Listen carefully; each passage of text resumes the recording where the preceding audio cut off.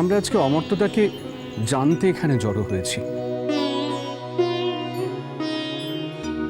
ডেকে নেব আমাদের পাড়ার একজন বর্ষিয়ান মানুষ, শ্রী পূর্ণেন্দু শেখর বসু মল্লিক মহাশয়কে। উনি পারিবারিকভাবে অমর্ত্যদার সঙ্গে যুক্ত, সম্পৃক্ত। তার কাছ থেকে হয়তো এক অন্য অমর্ত্যদাকে চিনব, যাকে আমরা কখনো জানতাম না, চিনতাম না।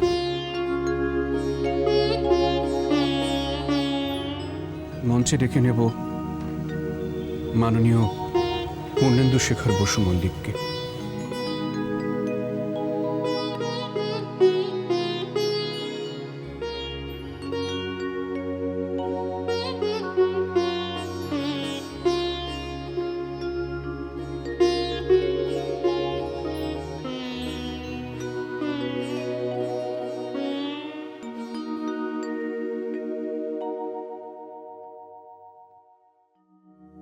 নমস্কার। আজকে আমাকে এমন একটা কঠিন পরিস্থিতিতে এরা ফেললে। অমর্ত্য ছিল আমাদের জামাই, তার আগে ও ছিল আমার ছেলের বন্ধু, শুভর বন্ধু। তারপর বাড়ির শিক্ষক হিসেবে ও আমাদের বাড়িতে এসেছিল। বাড়িকে নিয়ে যখন আমরা সবাই জেরবার হয়ে যেতাম, তখন অমর্ত্য তার শিক্ষা দিয়ে, তার বিশেষ শিক্ষানবিশি দিয়ে বাড়িকে অদ্ভুতভাবে সামলাতো। সেটা সত্যি শেখার এবং দেখার। কেন খাবে না বলো, কেন খাবে না? তোমার তো খিদে পেয়েছে। হ্যাঁ, কি? কিন্তু আমি ওই যে বললুম আমি বেড়াতে যাব নতুন বউয়ের বাপের বাড়ির দেশে। আচ্ছা, এই যে তুমি যাবে বলে বায়নাটা করছো, আমি কিন্তু যাব বলে দিচ্ছি। আমাকে যদি না নিয়ে যায় তাহলে আমি সব ছুঁড়ে ভেঙে দেবো।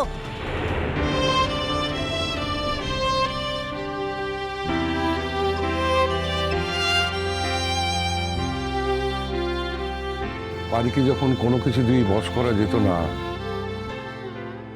আমরা বাড়ি শুধু সবাই অত্যন্ত আতন্তরে পড়ে যেতাম। ও যে সেই ঘরে গিয়ে ঢুকতো, ঘর থেকে আর বেরোতো না। তখন অমর্ত্য গান গাইত, আর অমর্ত্য গান গাইলেই বাড়ি ঠিক ঘর থেকে বেরিয়ে আসতো। এসো এসো আমার ঘরে, এসো আমার ঘরে, বাহির হয়ে এসো, বাহির হয়ে এসো, তুমি যে আছো অন্তরে, এসো আমার ঘরে, এসো এসো আমার ঘরে, এসো আমার ঘরে।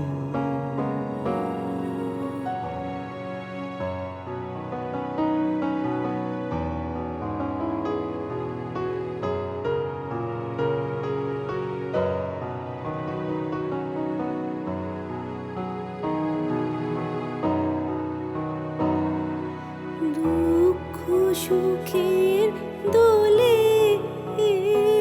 এসো, প্রাণের হেলোলে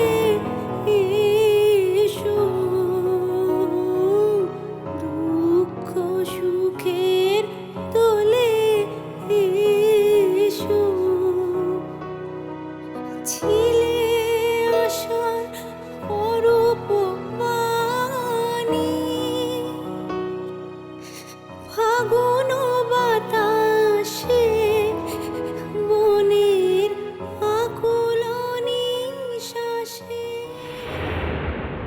আমরা পুরো পরিবার যা পারিনি, অমর্ত্য তাই পেরেছিল।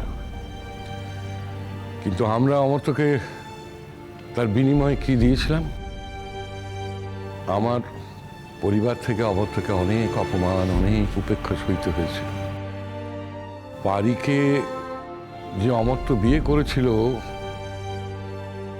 তার জন্য অনেকে তার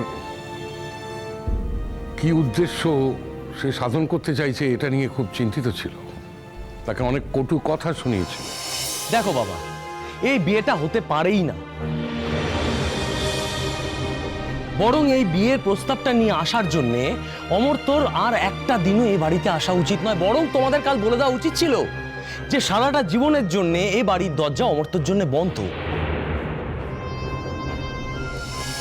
হয় বাড়ির প্রপার্টি, আর না হয় বাড়ির প্রতি কুদৃষ্টি।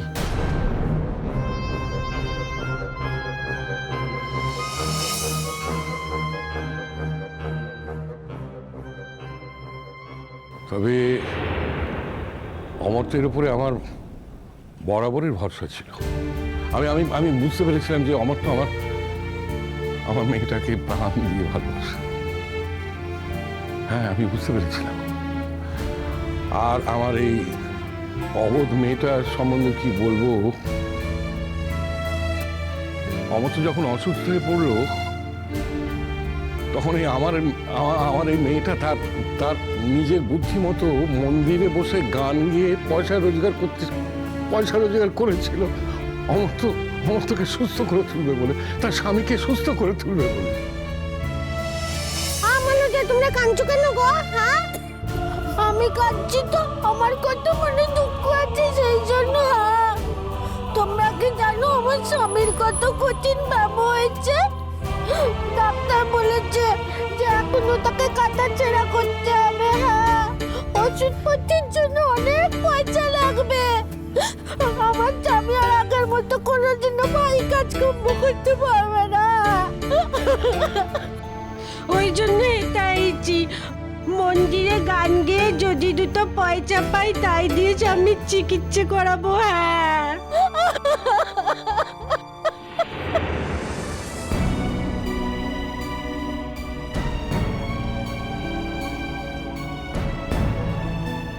দুটো জীবন একসঙ্গে আরো বহু বছর চলার কথা ছিল, কিন্তু তাতে ছেদ পড়ে গেল। জানি না ঈশ্বরের কি উদ্দেশ্য। তবে আমাদের যে অবস্থা, মানে মেয়েটা আছে, অমর্ত্য নেই, মানে এটা যে আমাদের পরিবারের পক্ষে কত বড় ক্ষতি, কত বড় বেদনার, সেটা আমরা সবাই হাড়ে হাড়ে টের পাচ্ছি। আর আপনারাও একজন সামাজিক মানুষ হিসেবে তো জানেন যে অমর্ত্য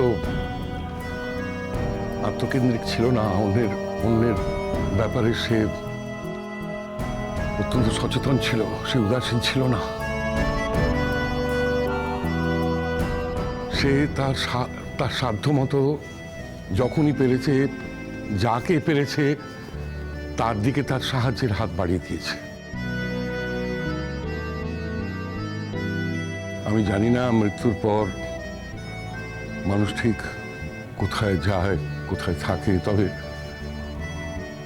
অমর্ত্য যেখানেই থাকুক না কেন ও যেন ভালো থাকে। আর আমার এই মেয়েটাকে যেন আশীর্বাদ করে। আমার মেয়েটা যেন এই দুঃসহ কষ্টের দিনগুলো ওর আশীর্বাদে, ওর ভালোবাসায় কাটিয়ে দিতে পারে। আর আপনাদের সবাইকে বলছি, আপনারা আমার এই মেয়েটাকে আশীর্বাদ করুন। আমার এই অভাগা মেয়েটা একটা লতানি গাছের মতো অমর্ত্যকে জড়িয়েই তো বেঁচে ছিল, সেই তো ছিল ওর জীবন। সেই মহিরুহটা আজ সরে গেছে। বাজে জন্মপথ